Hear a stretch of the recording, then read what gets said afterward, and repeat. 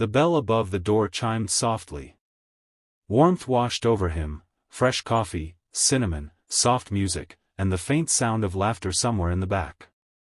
Behind the counter stood a woman wiping mugs with a towel. Her hair was tied into a loose bun, strands falling around her face. She wore a simple cream sweater and jeans, nothing extravagant, but something about her presence felt calm. Safe. She looked up. "Rough morning?" she asked gently. Her voice, warm, steady, felt like a blanket placed over a shivering soul. Daniel exhaled a breath he hadn't realized he was holding. "Something like that," he said. She smiled. Not one of those forced, polite cafe worker smiles. A real one, the kind that nudged a tired heart awake. "I'm Emily Hart," she said. "Welcome to Haven Café. What can I get started for you?" He didn't know why, but he said. "Whatever you'd recommend." She nodded thoughtfully, as if choosing a drink was equal to offering a piece of comfort, then handed him a warm cup a minute later. "It's called the Reset Latte.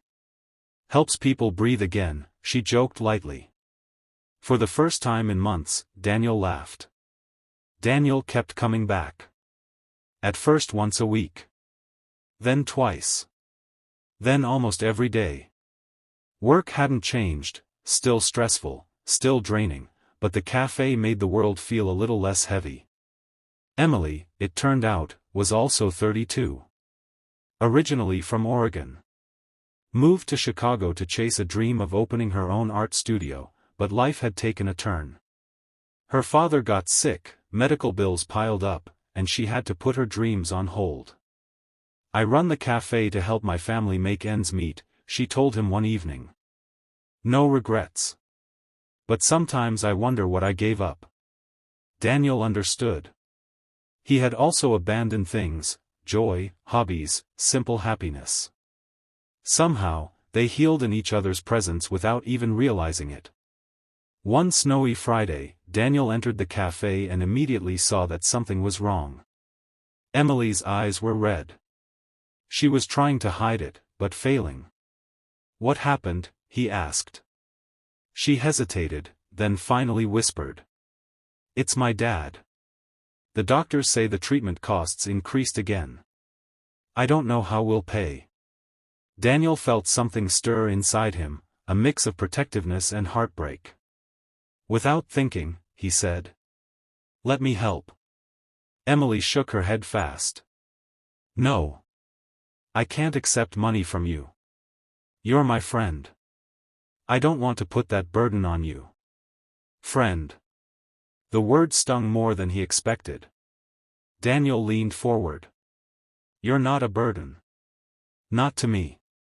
She met his eyes then, and for a moment, just a moment, he felt the world shift. But she looked away, overwhelmed. I don't know what to do," she whispered. Daniel didn't push. He simply stayed. Sometimes love grows in silence, not in grand gestures. A week later, Daniel's boss called him in. New targets. New pressure. New insults disguised as encouragement. Something inside him snapped. On the train home, he wondered. What am I doing with my life? Why am I dedicating myself to something that makes me miserable? But then he thought of Emily. Her small cafe. Her steady voice. Her warm smile. She was the one place he felt calm. Was that love? He didn't know yet. But it felt like hope. 3 days later, Daniel walked into Haven Café with a decision. He would tell her.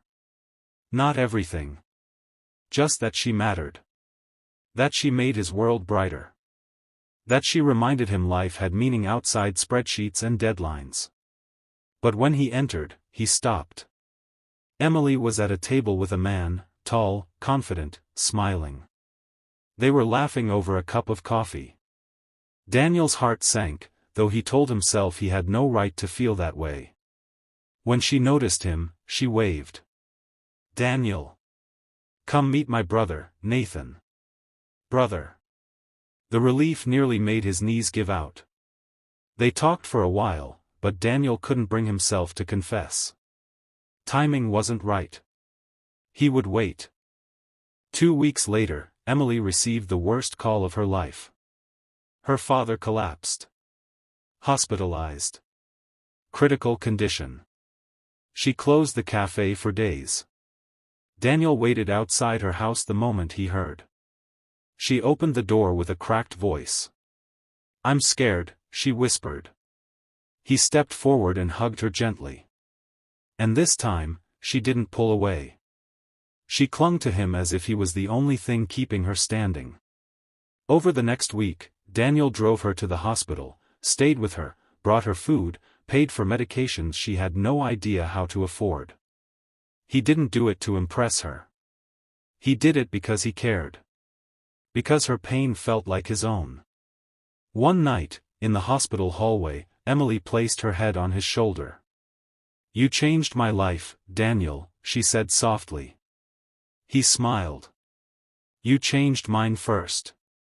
She lifted her head, eyes shining with tears she finally let fall. I think I'm falling for you," she whispered. Daniel gently took her hands. "I've been falling since the day I walked into your cafe." Her breath caught. Then she leaned in. And their first kiss was soft, trembling, and full of months of quiet longing. The ending, that brings everything full circle. Emily's father slowly recovered. Bills remained heavy, but Daniel helped her find financial resources, support programs, and even launched an online fundraiser.